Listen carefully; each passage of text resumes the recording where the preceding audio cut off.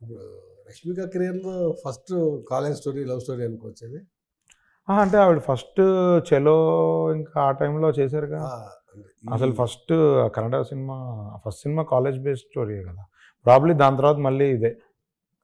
చాలా కాలం చాలా ఈ కాలం మధ్యకాలం తర్వాత అంతా ఇంకా ఆవిడ పాన్ ఇండియా స్టార్ అయిపోయిన పాన్ ఇండియా తర్వాత స్టార్ అయిపోయి చాలా బిజీ అయిపోయినా గానీ బానే మీకు డేట్లు తీసుకొచ్చారు.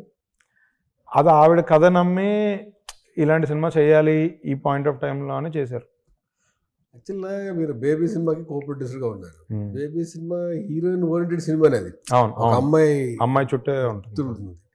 అంటే ఒక హీరోయిన్ బేస్‌గా ఉన్న స్టోరీలే ఇండిపెండెంట్‌గా వుమెన్స్‌కి బాగా చూస్తారనా? లేదంటే ఈ kind of baby cinema women's కాదండి అసలు అబ్బాయిలు ఎక్కువ చూసారు. యూత్ కనెక్టింగ్ అంటే అమ్మాయి చుట్టూ ఉన్న కథలకే ఎక్కువ డిమాండ్ ఉంటదని అలా ఏం లేదండి. అంటే 2 థింగ్స్. ఒకటి జనరల్‌గా లవ్ స్టోరీస్ అంటే అందరూ హ్యాపీగా ఉండాలి. సర్వే జన సుఖినో భవంతు అన్నట్టు తీస్తారు. నాకు అలాంటి దానికన్నా ఏదైనా కథ జెన్యూన్‌గా చెప్పాలి. ఆ క్యారెక్టరేషన్ ప్రకారం ఒక ఎండింగ్‌లోకెళ్ళాలి అని ఒక డిఫరెంట్ కథలు చూడాలి లవ్ స్టోరీలో అనే పాయింట్ ఆఫ్ వ్యూలో చూసానండి. హ్మ్. రెండోదేంటంటే రెగ్యులర్ కథల కన్నా హట్కే కథలే ఎక్కువ చూస్తారండి. ఏదో ఒకటి ఔట్ ఆఫ్ ద బాక్స్ ఉండి, మనం ఏదో పాయింట్ నమ్మి బలంగా చెప్తేనే చూస్తారు. అండ్ డిఫరెంట్ స్క్రిప్ట్ చూజ్ చేసుకోవడమే.